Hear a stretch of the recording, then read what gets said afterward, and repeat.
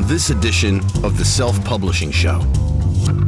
I have really embraced this idea that this creative thing that I made, a book, is a product and it can actually be turned into many different formats and different products that can make me money for potentially the rest of my life. Publishing is changing. No more gatekeepers, no more barriers, no one standing between you and your readers. Do you want to make a living from your writing? Join indie bestseller Mark Dawson and first-time author James Blatch as they shine a light on the secrets of self-publishing success. This is the Self-Publishing Show. There's never been a better time to be a writer. Hello and welcome to the Self-Publishing Show. It's Friday. It's whatever time you listen to this, and it's James Blatch with Mark Dawson. Hello. We missed the days of scheduling when somebody opened a program and said it's 5 o'clock. It was Crackerjack, wasn't it? Crackerjack. Yeah, you have to say Crackerjack when someone says Crackerjack. Crackerjack. And Sale of the Century was also Friday night at a certain time. But the days of scheduling are gone. There was quite a good little moment, and I'm finally catching up with 30 Rock, which I know finished about 6 years ago, but we got to the last couple of seasons and gave up. I'm now watching it. But Never seen it. Nice line with the young girl in there, and they said, "It's on at 7," and she goes, "What do you mean it's on at 7? What does that mean?" Yep, sounds about right. Yeah. Good. Well, here we are recording this on Friday, March the 6th, which means we are 2 days away, well, 3 days away, I suppose, technically, from the conference. It's been a really interesting week of battling the virus in the sort of political geo battle that we're in, because, obviously people are pulling out and other events have been falling away around us, and most notably London Book Fair. We made a decision early on. We would go with government advice. We wouldn't deviate from that. We wouldn't hold it if they said no. We wouldn't cancel it if they said you don't have to cancel it. And that's where we are at the moment. It's going ahead on Monday. And just to put it into perspective, we are basically still operating as a country okay. Football matches will take place on Saturday. There'll be, the usual 4,500 people at Cambridge United. There might be more at West Ham, who you support. And all my friends around here go to London every day and work in big buildings with lots of people. So there feels it would be an overreaction for us to cancel, and there's no reason for us to do so, and we want to go ahead. Having said that, every day I kind of wake up expecting some more news or something to happen. And it's actually yesterday and today have been quietish in terms of big developments for us. I just want to get to Monday now to have the conference. And I think probably after that, we don't know what's going to happen with the virus, but it sort of does link into today's interview. So I'm going to talk about that in a moment. But it's, I don't know, it's going to spawn a few more books, I suppose. It's quite an interesting event. Yeah, I actually posted to my readers the other day. I've got a book I've plotted a book for ages and ages on Ebola. So people kind of bioterrorism. So deliberately going to a place like, where Ebola is, there's an outbreak, deliberately infecting yourself and then going to a major population center and just basically walking around in subways and trains and things, because that would cause, you can see what's happening with this. It would be and Ebola is a more frightening virus than the one that we're dealing with at the moment. So I have been thinking about writing that, but at the moment, part of me thought, I could write this in a month. I could put this out in the middle of something like this, because we can move like that. But then on the other hand, I thought, no, that feels really wrong. So exploitative. It does feel a bit exploitative. So I'm not going to be doing that. The balance with the viruses. So we're learning lots, aren't we? In fact, you and I think have read quite a lot on COVID-19, as particular strain. Yeah, strain of. You're reading Russell Blake. You should not read Russell Blake unless you put tin foil on your hat, on your head. The paradox here is the more deadly the virus, the less likely it is to become a global pandemic. And the reason COVID-19 has got them worried is because it's very mild. And a lot of people don't even know they've got it. You and I, hopefully, in our sort of fit age where we are now, in fact, I've looked at the stats, it's a 0.2%, I think. Might just be over 1% for me, because I'm in my 50s. It's 0.2% for children, the death rate. Whereas SARS was 10% death rate, even for people like us.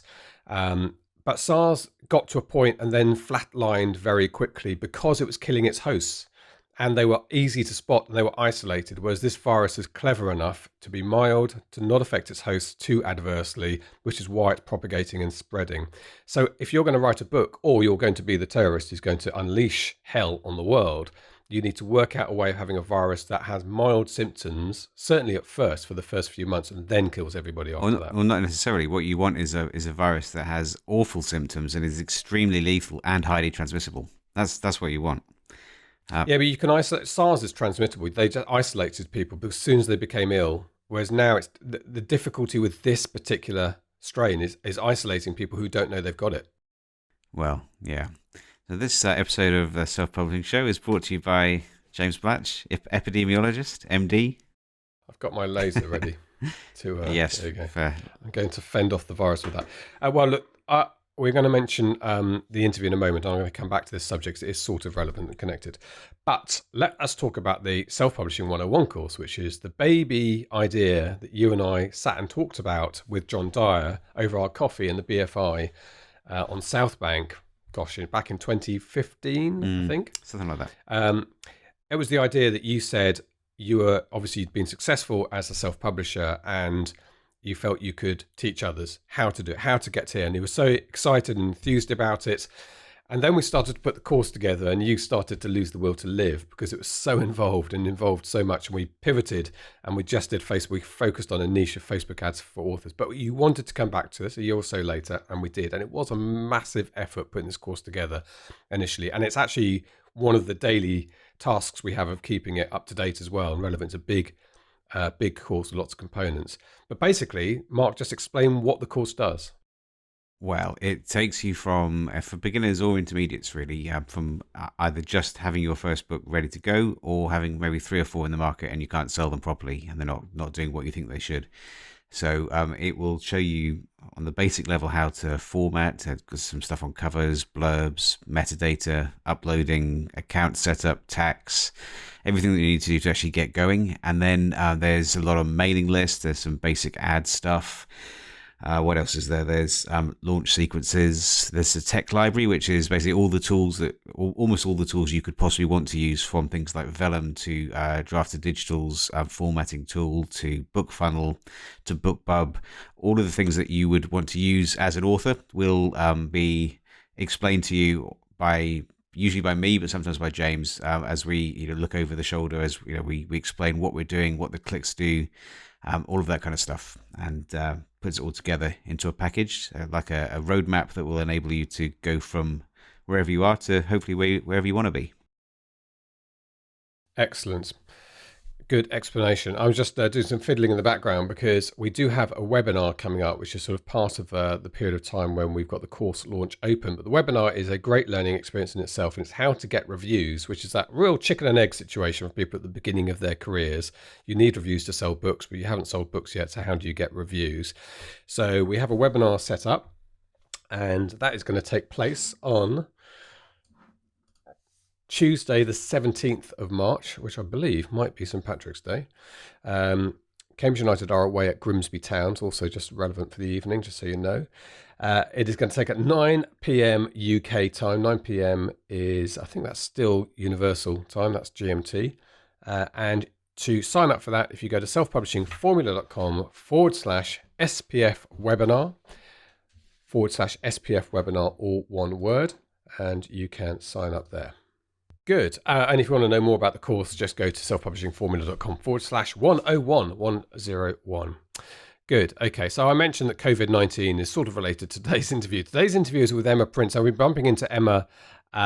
She's a historical fiction author. I've been bumping into Emma at conferences, chiefly, I think, at NINC in Florida for a few years.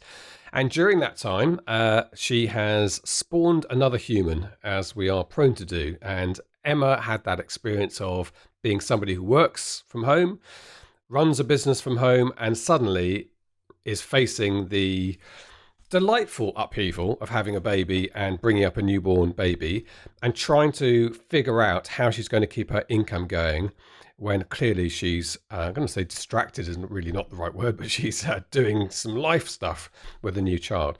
So it got her to thinking about planning for this in advance, about having a strategy to cope with breaks. So that's what this interview is about. Now, the virus may enforce some breaks for some people. It may drop income for other people.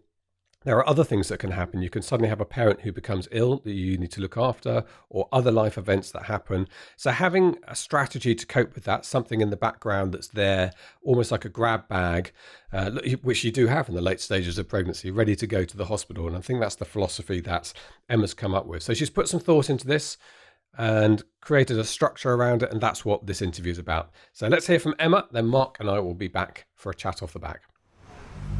This is the Self-Publishing Show. There's never been a better time to be a writer. Emma, welcome to the Self-Publishing Show. It's lovely to have you on the show.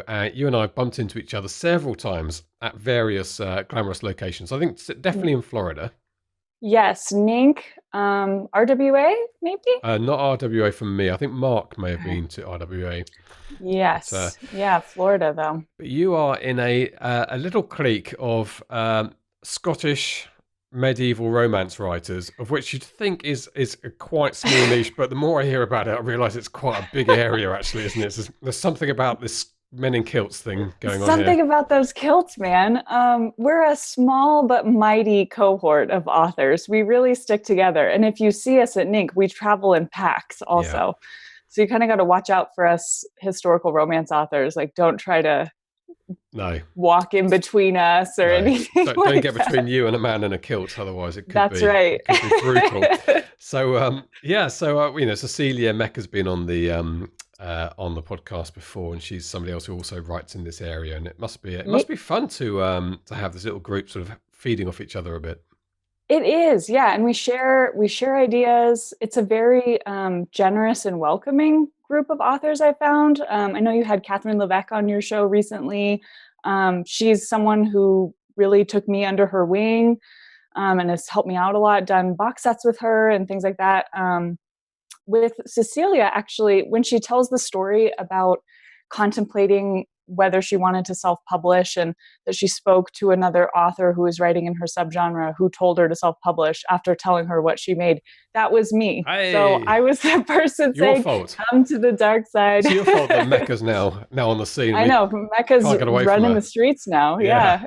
Well, that's great. You are a great bunch of people to be with, and I'm full of admiration because you work hard at this, incredibly hard actually, and you're successful as well. Now, you've had, on top of working incredibly hard at your day job, you've had the whole life event of a baby recently. In fact, I think did you get married a couple of years ago as well? No, I've been married for almost 10 years. So okay, we're old timers. But yeah, the baby came around this past October. Congratulations. So, thank you. Thanks. Yeah, so that kind of threw a little bit of a wrench into the writing and into the publishing. And I was pretty nervous about it at first. When I knew I was pregnant, I knew that I just wouldn't be able to keep up my publishing schedule and writing schedule.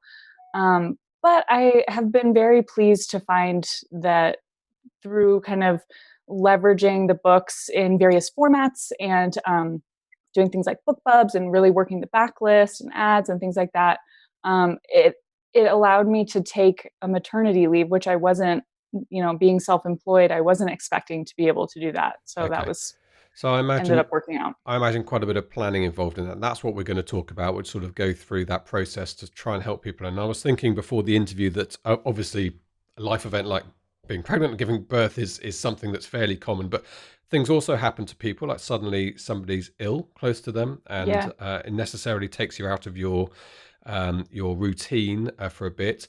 Other things can happen, your house might subside for a bit, all sorts of life gets in the way sometimes, and it's absolutely right that your attention switches.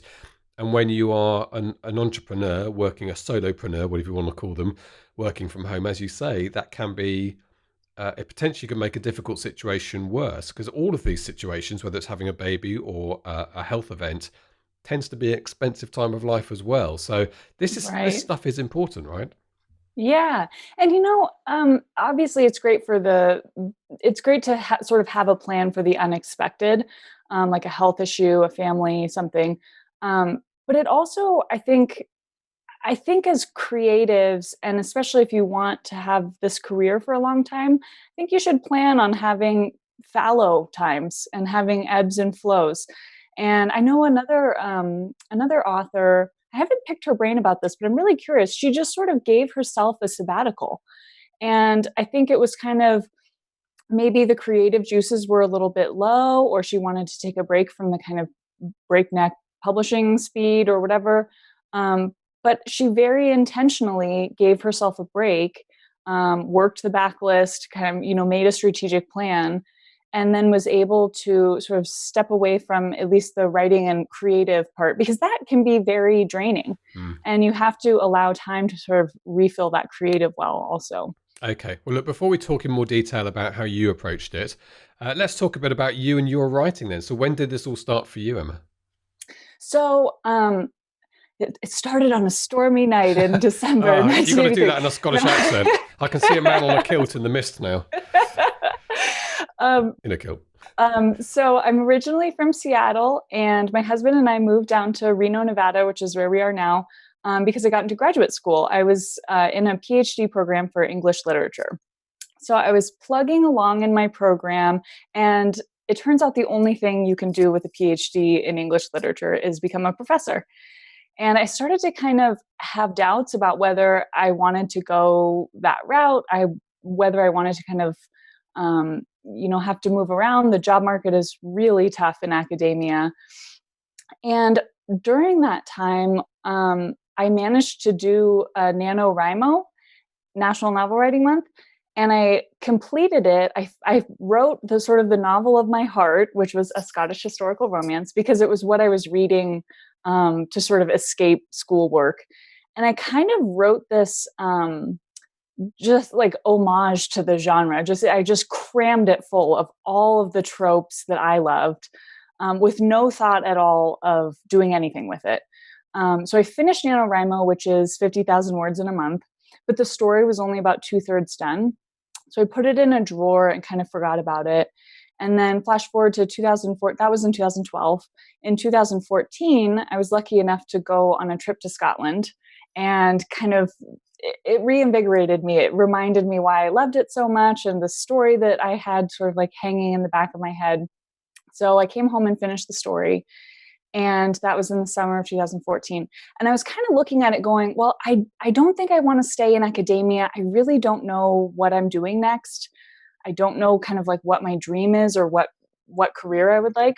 So on a whim, I threw this book up. I bought a pre-made cover for it, which was $100. And at the time I thought, oh my gosh, I'm never going to make this $100 back. Is this worth this like sunk cost? I threw it on Amazon, and it just kind of started selling. I don't know why. I think it was those rabid Scottish romance lovers who just were hungry for content and just kind of found it. So it just started selling. And I realized, oh, maybe I should write another one. So I did, and maybe I should write another one. And all of a sudden I had sort of like backed my way into this self-publishing career, and was kind of just learning and flying by the seat of my pants and kind of figuring it out as I went. Amazing. And did it cross your mind at that point to go out to agents and query? I really briefly thought about it. I like Googled what would it take to publish a romance novel. And, there was this one path, the traditional path, which was, find an agent, put together queries, find an editor, submit to the big publishing houses. And I thought about it for about 30 seconds. I thought, that's too much work. Yeah. Because I really didn't have aspirations at that point of this being my career, of being my life. I was like, I want to kind of just do the easy way. Got a cover, threw it up there. This was actually right after KU 1.0 debuted also. I also hadn't really considered putting it on other platforms like Barnes & Noble or anywhere else. And so I thought, oh, this new Kindle Unlimited thing, I guess I'll try that. Threw it in there, and that ended up being a good option for me, because that's sort of where I found my audience. But yeah, I really briefly contemplated going the trad route. I've said before, I think that I might be one of the first generation of people who almost didn't even consider going trad because there was already this kind of emerging indie market in 2014, and people, well, not even emerging, that was the gold rush years. People were killing it. And people in my genre were also already doing indie publishing. So I knew it was a viable path. And the books you wrote, were they serial series or standalones? Yeah, I don't know why I did this, but that first book I wrote, I called it book 1 in a Right. trilogy. And I didn't really Very have George Lucas, although aspirations. he would have called it book 4, Yeah. of course, when he started off. But nonetheless, yeah, start with the plan. Yeah, with no greater picture in mind about what was coming next. But I did call it book 1, and that ended up being hugely significant, that I was writing in a series. Something about the trilogy also I think is very satisfying. It's a short enough number that I think I got a lot of sell through. People are willing to kind of see what happens for 3 books. I managed to squeeze in a bonus novella in between because it was selling like hotcakes. And I was like, why did I call this a trilogy? I gotta find a way to expand this. 16-book John Milton series. Yeah. But so after that, I ended up writing in longer series. But yeah, that was, I don't know why. I don't know if what I was reading at the time were series, and that sort of put it in my head that that's what I should write. Before writing, I was very immersed in my genre as a fan. And I think that really helped me have a sense of an understanding of the genre and the conventions, the tropes, all that. Well, that's what they say, isn't it? You're thoroughly conversant with the genre you're going to write in. Mm-hmm. Well, great choices that you made. You're sort of portraying it like you did it all by accident, but I'm sure there was some thought there that went into it. And you are in a position now where you have how many books, and what are you sort of marketing? What are your marketing efforts now? Yeah, so I have 24 books right now. I keep thinking I have 25 because I started the 25th right before I got pregnant and didn't finish it. So I was like, my brain just turned to mush while I was pregnant. Did the midwife make you put your writing down at some point and say, like, Emma, let it go. Calm down. You need to have a baby instead of writing this book. So 24 published, a couple, very few standalones, mostly in series. I did take a little sort of jaunt over into Viking historical romance, which you would think from outside the genre would be right next to the Scottish, but actually found that I lost some of my kind of some of my readers by doing that. Like, probably not my core readers, not those people who, would just read anything I wrote, which is awesome to have. But I did lose some of those diehard Scottish fans. And so I realized I need to stick with what was working, and went back and just completed a 10-book Scottish series, starting the next one now. That is hilarious. They're obviously still bitter about the invasion. It's too soon for them to forgive the Vikings. No offense, but yeah, the Vikings and the English are often the bad guys in my stories. Yeah, of course, the English. I mean, it goes without saying, doesn't it? Anything to do with Scotland or Wales, the English are the bad guys. You can write an English romance at some time. We can, I've bought my wife a card for Valentine's Day. But you don't have kilts. Yeah. You don't have kilts, though. We don't have kilts. I think there are some English kilts, actually. I think if you look hard enough. Occasionally. Anyway. Sounds like a good point of research. There you go. Yes, I bet you spend a lot of time Googling kilts, and I just put that out there. I know Mecca does. Okay, brilliant. Right, so let's go forward now to, I guess, a year or so ago, when pregnancy suddenly loomed for you, and you thought, right, how's this going to work? You are clearly at some point going to, I know people work quite close up to giving birth these days.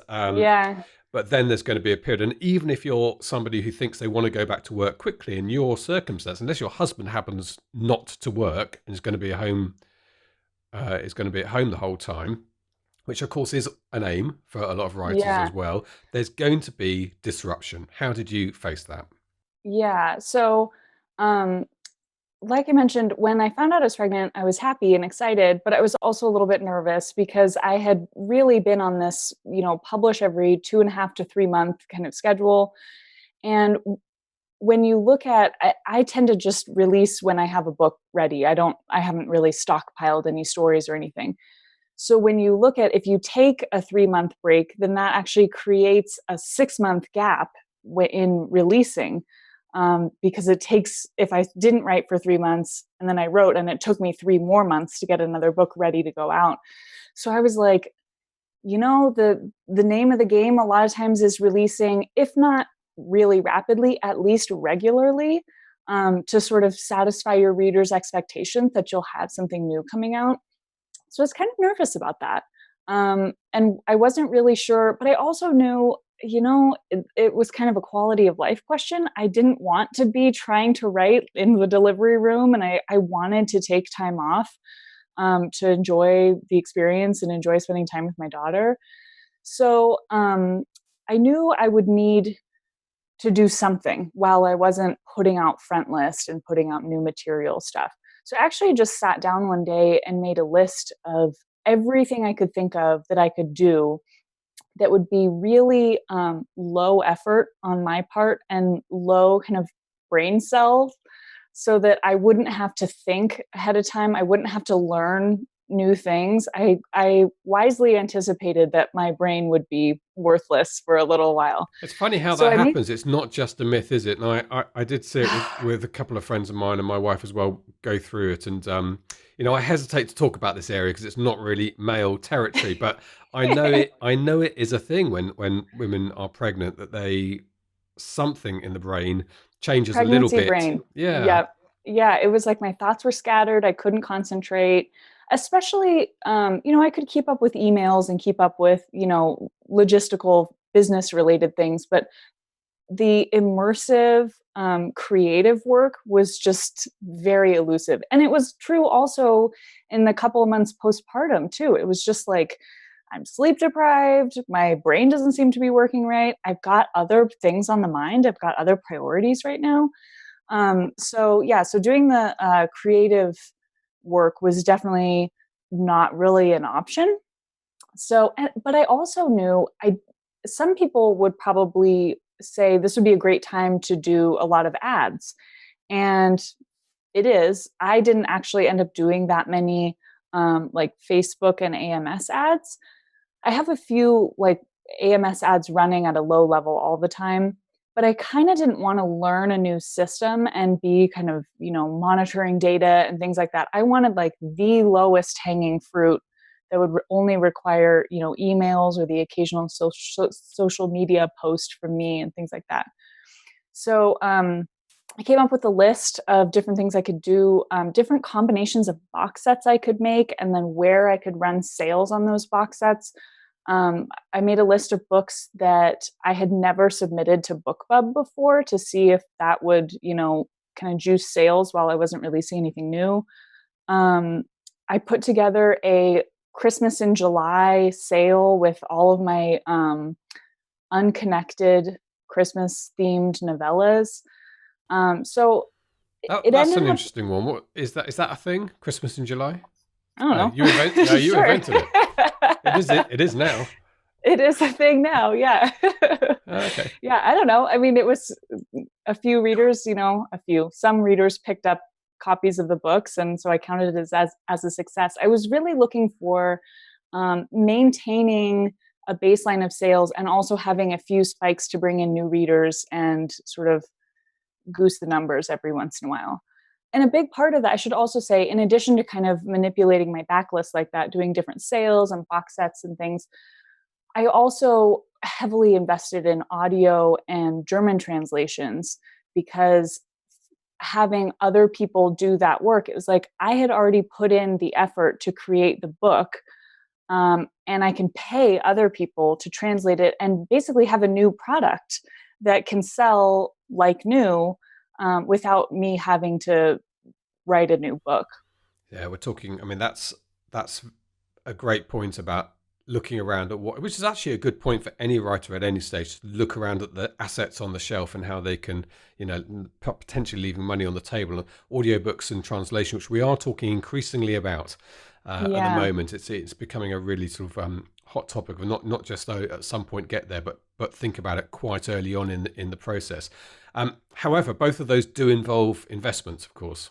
Yes. On the one hand, I would say even if you only have one book, it's worth thinking about the different sort of formats and iterations you can release that book in, because you've already done the hard creative work to make the book in the first place.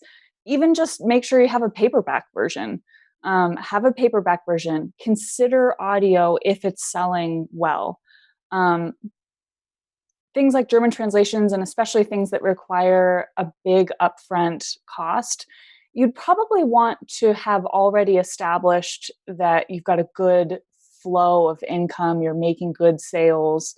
I think I heard this advice related to audio, but it probably works for translations also, that, you know, don't don't do it necessarily hoping that you'll be some breakout audio hit or German hit. Do it for your best-selling book. Do it for a book that's already kind of a proven winner as an ebook, because that proves that there's a market for it.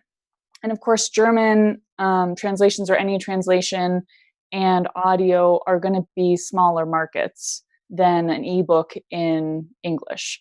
So yeah, it's I guess more of kind of an advanced strategy, something you would do if you had a little bit more of a backlist or just a proven track record with ebook sales.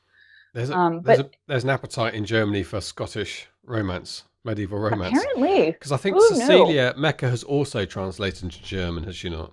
Yeah, yeah.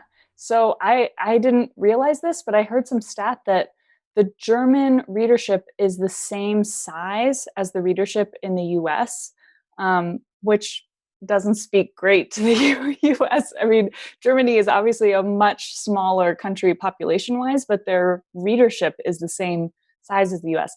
And I did sell English books in German, or in Germany, before I translated books. But the translations have really taken off and seem to be, hitting a hungry market. Let's just talk briefly about that, because I know people will be interested in the translation. So how did you find a translator, and how did you go through that process when you, or do you speak German? No. You don't. Oh, So no. okay. So you have that power, which most of us have, of not being Yeah. able to check the work, not being able to at a glance see that there are problems, or how did you go about all of that?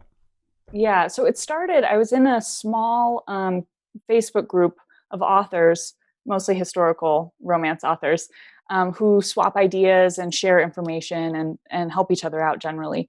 And several people in that group who were ahead of me on German translations were saying, this is going great. Like, if you had to choose between audio and translations, go translations, specifically German.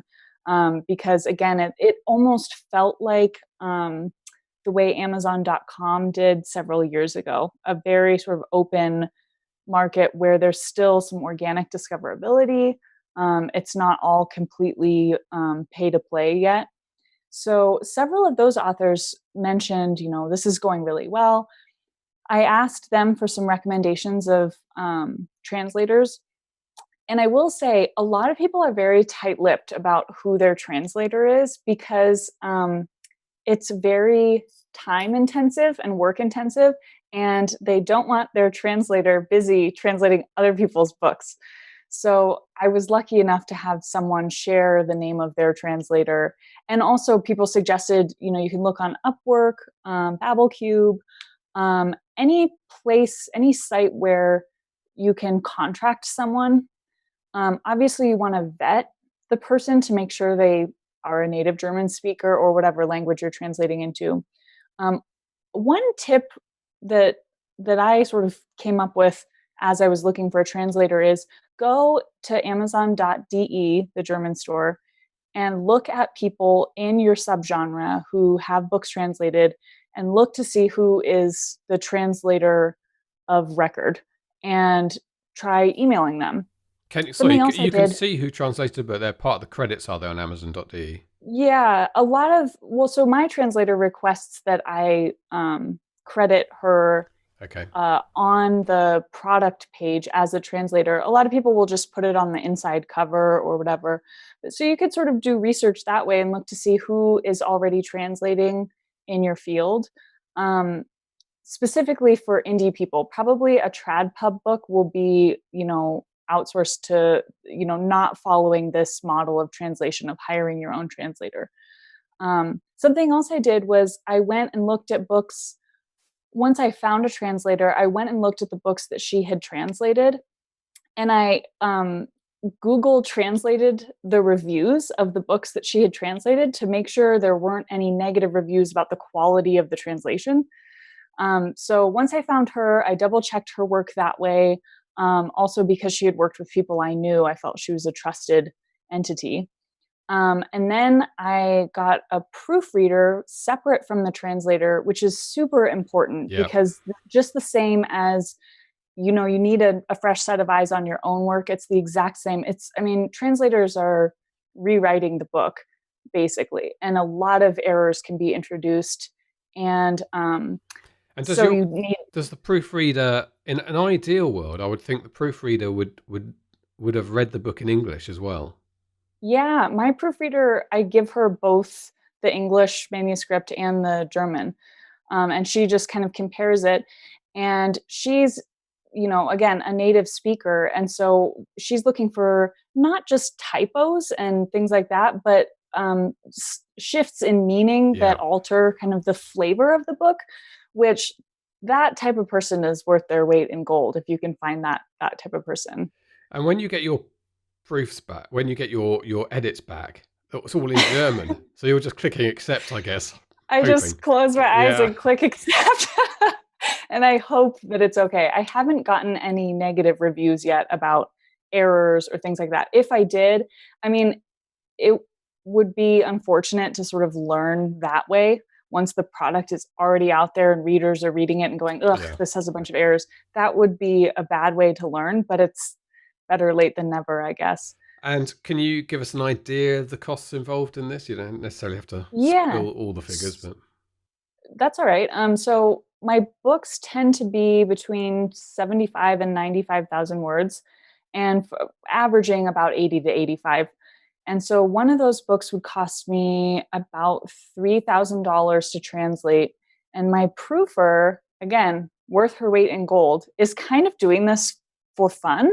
And I pay her like $500. So very nominal fee for the level of work that she's doing. And she really enjoys it. And I think the way she views it is I get to read all of these books. She's a fan of the genre. I get to read these books for free, basically. So all in, it's between $3,000 and $3,500 per book. Okay. And I also pay a small fee for the cover I use the exact same cover art, but I just I have my cover designer change the text to the German title. Sure. And in terms of getting your money back, that has been a worthwhile venture for you. Oh, yeah. Yeah. The first book, so I actually started with this very first series that I had done, the trilogy, because it was to date my best-selling series. And I thought this will be the one to test. If this one doesn't work, then I probably should stay out of German. So the first book came out and sold well. It recouped its cost in, I think, like 2 or 2.5 months, which I thought, okay, that's all right. When the second book came out, it gave a big boost to the first book as well as the second book, and that one earned out in a month. Wow. I put out the novella, and because it was shorter and cheaper, it earned out in like half a month. And then the third book, by the time the third book had come out, the other books had already paid for it. And it was like the more books I was releasing in the series, not only would that book do even better, but the rest of the series would get a really big bump also. So now it's all gravy, and I'm starting in on the next the 10-book series. Wow. Because it actually reached a point where my German income was the same as my Amazon.com income. And I make 6 figures a year. And so it was like a really good, solid German income. Yeah. That's a whole wheelbarrow full of euros to yes. to cart home. And what happens when somebody is one of your fans in Germany and writes to you in German? Does that happen? It hasn't happened yet. Okay. I would probably have to use Google Translate and just pray that they would be able to understand my, English response. It's strange. I think Mark has talked a little bit about this, but besides Gesundheit, I don't speak a word of German, and it's a little bit disconcerting, even for things like keywords and the blurb. At some point when I start advertising these books, I'll have to, I'll probably pay my translator to translate some ad copy and things like that. With the keywords, it's kind of interesting. I give her the English words I use, but I also ask her, imagine that you're searching for this book. It might not necessarily, the words you would use might not necessarily be a direct translation from the English to the German. She's your human keyword generator. Yeah. Okay. And my proofer sometimes, I think because my proofer specifically is a fan of the genre, she sometimes tweaks the words that the translator sends her to reflect more kind of what an actual reader would put into the search bar. Okay. So there's a lot of kind of finessing there. Okay. Brilliant. So these are one of the things which, I mean, obviously there is effort in startup, but it's not the same as sitting down and being that creative thing which you were worried about would be a problem. And I think you accurately predicted would be a problem for you when you were later stages of pregnancy, and that's worked well. The other thing you mentioned, I think, was audiobooks. So I guess you were busy on audiobooks anyway. You must be. Yeah, so kind of same thing with the German. I had already set up my team, which that part does take a lot of work and time. Finding, for the case of audio, who is going to be your narrator. I hire out the proof listening so that I don't have to spend that time doing that. I used to make my poor long-suffering husband listen to the audiobooks, and he was just like, this is not for me. I'm not a fan of this. Rude. So I already had my team in place. Same with German. I had already found my translator and proofer. And so what was so appealing to me, especially when I was taking this maternity leave, was that for me at that point, all I had to do was basically send emails, download files and send them to the proofer, or, shoot an email to the translator and sign a contract or whatever, which was much easier for me than doing the creative work. So having the team in place ahead, if you happen to know that you have a planned leave coming up, is a good plan. Getting it to the point where it's kind of automated and can kind of run itself. Yeah. And have audiobooks gone well for you? So I think they do go quite well in that niche, don't they? Yeah, they have gone really well. I love my narrator, and he's someone who I think, because especially in romance, the experience of the book is intimate, for lack of a better word. Readers get really attached to narrators, and He's got my a narrator soft Scottish accent, I'm going to assume. You bet he does. How did he I does know? a soft English accent as well. Aye, multi-talented. Which one's natural? He's American, actually. Oh, is he? Yeah. Wow.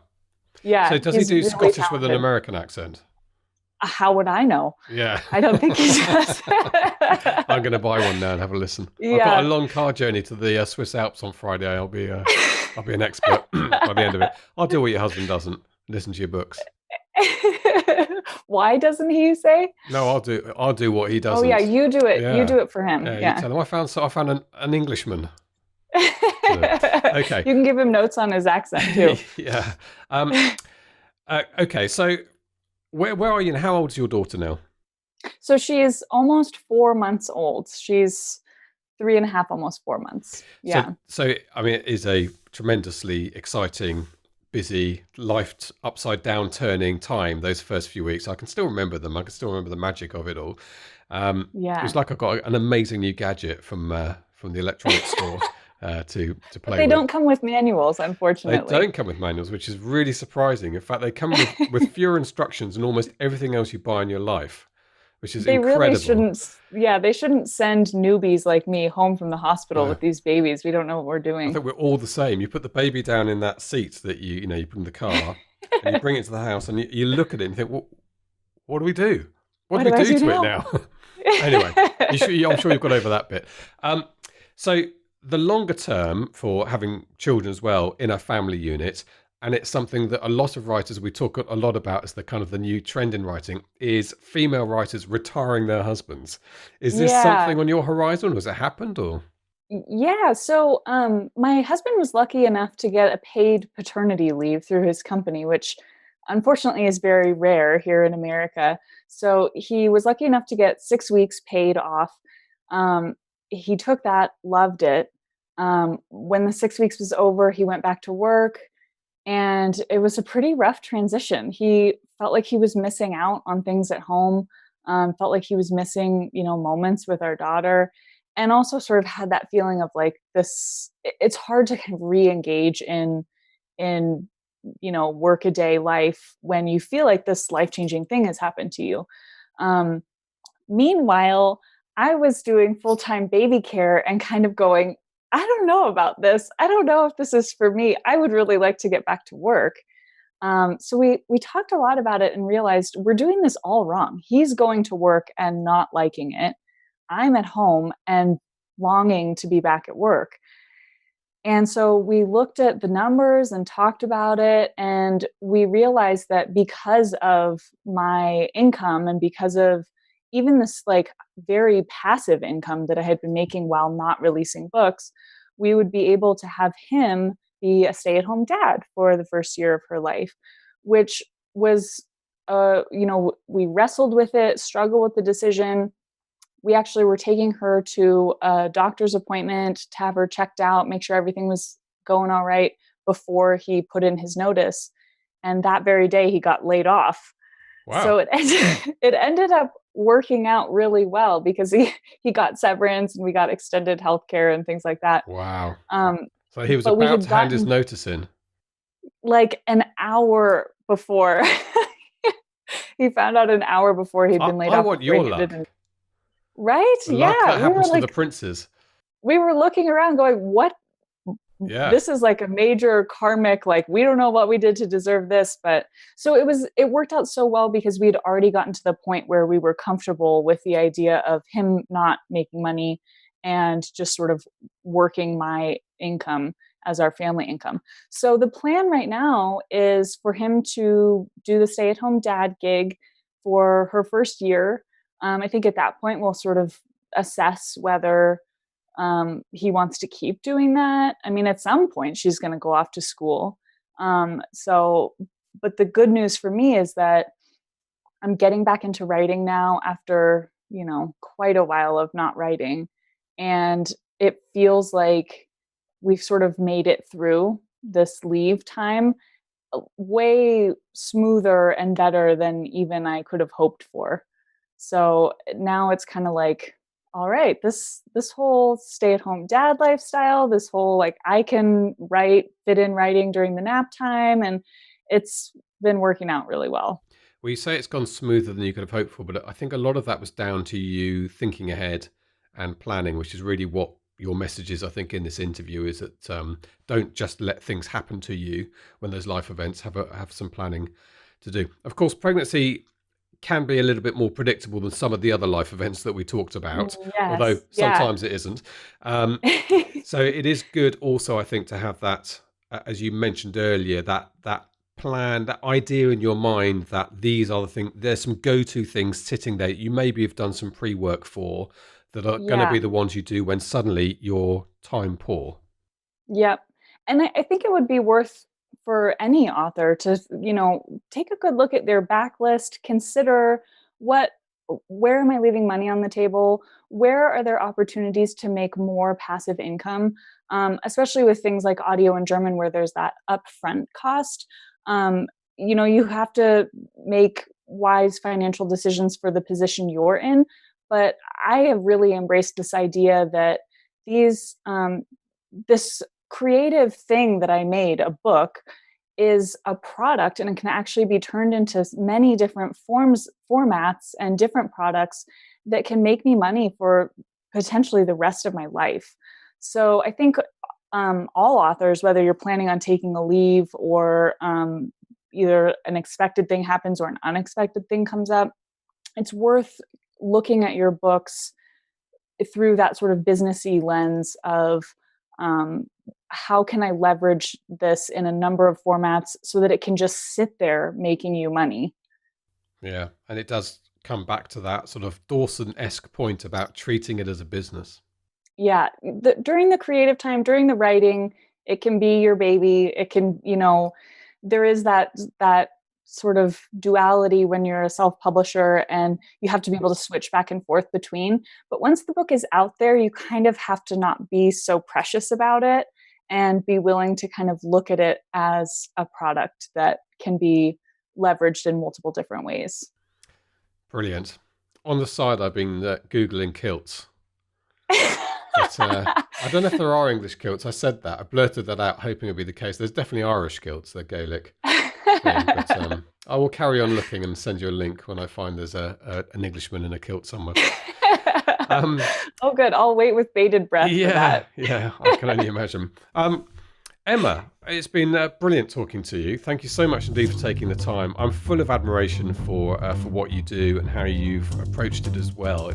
You seem to have got everything right. And there's you often talked a little bit like, oh, it was a bit of luck at the beginning, but actually good writing, good book, understanding the genre. All of that was, although you enjoyed it, all of that was work that went into the start you gave yourself. And now, when you're in a more competitive environment, you seem to have that edge of a very good business savvy head. Pregnancy or no pregnancy? Thank you. Thanks very much. This is the Self-Publishing Show. There's never been a better time to be a writer. There you go, Emma Prince. So I should say congratulations to Emma for having her first child. It's excellent news. No doubt we'll see her at hopefully, if we all get to travel later in the year, we'll see her on the beach in Florida again for Nink. And yeah, is this something you think about, Mark? I mean, life does happen. You and I are certainly at that stage of life where our parents aren't getting any younger, and you know that there's going to be moments where you suddenly have to deal with life stuff. Is it something in the back of your mind? You know how to cope with that? Not really. I kind of move on a day-by-day basis, so I don't really think about that kind of stuff too much. Apart from, a good system of ads running to say send traffic to the first book in a series, for example, can continue to run by itself. And if you do it properly with the right amount of monitoring, that can be self-sustaining. So you could continue to get sales without needing to keep up that ferocious release pace that some authors choose to do to keep themselves earning. So it's not necessary to, you wouldn't be downing tools completely if you had something like that happen to you, provided you got the backup system in place. Yeah, but then you also make a lot of money, and you've got a bit of, I'm sure you've put some away, so you've got a bit of a buffer there, which is good. There are other people for whom they've made the transition from the 9 to 5, and every month is a matter of making the mortgage and the food bills. So for them, this sort of planning, I mean, basic planning is put some money away, even if it's hard in those early months, so you've got some cushion. Good, excellent. Well, that's it for this episode. It's slightly weird, isn't it, that we've got this huge event in our lives on Monday, which hasn't taken place, but will have taken place by the time this episode goes out. So who knows? It's so busy at the moment. Just in terms of, we've also got 10 authors in Salisbury for the weekend to have a little kind of retreat. So I am so busy today. This morning I've been preparing for that. I have literally had half an hour to fit in this recording. So I've got an appointment at 2. I've got then an hour which is packed with stuff between 2 and 3. Then I've got to pick the kids up, take them to Stagecoach for my daughter, take my son home, and then I'll be in the office again preparing more. And then I'm seeing these guys for dinner tonight. So it is just, and I'm doing the keynote on Monday, and there is no more time. That will not be touched now between now and then because I just don't have time to do it. So luckily, it's pretty much ready to go. Yeah, you've given it before, haven't you? I have. One. It's very, very similar. And I've also, I've got Damon Courtney standing by to play if anyone saw the Vegas speech, they'll know there's a part that needs to be played. And Damon performed that duty manfully last time, and will be doing so again. He did, yes. He says he's been warming the pipes up, so we're looking forward to that. Okay, dread to think what that means. Okay, excellent, good. Well, look, here's to a good weekend with you and your retreat, and stay healthy. No handshaking. Definitely no man hugging. I found something yesterday. No. I found the last one in Salisbury. Wow. So you everyone, did well to get that. I'm holding Just up on eBay. I'm holding up some Bubblegum Fun Edition cleansing hand gel. It really was the only one I could find in Salisbury. So I may be shaking hands tonight, but I will immediately be disinfecting. Yeah. Oh, I did an elbow bump last night. I went to a school meeting. Someone thrust their hand out at me. I said, and he was a coroner as well. He should know better. I fist bumped him. In fact, it's like the worst person to shake hands with as a coroner, thinking about it. He would be, yes, he would be quite a bad one. Yes. So we did an elbow bump, and that seemed to work all right. Yes. Good. Okay, look, we can't... there's not too much more we can say about the virus because everything will change this time in a week. We'll come back. Hopefully, we'll all be here and look forward to that. So that leaves me just to say at the very end of this that it's a goodbye from him. And a goodbye from me. Goodbye. Goodbye. Get show notes, the podcast archive, and free resources to boost your writing career at selfpublishingshow.com. Join our thriving Facebook group at selfpublishingshow.com/Facebook. Support the show at patreon.com/selfpublishingshow. And join us next week for more help and inspiration so that you can make your mark as a successful indie author. Publishing is changing, so get your words into the world and join the revolution with the Self-Publishing Show.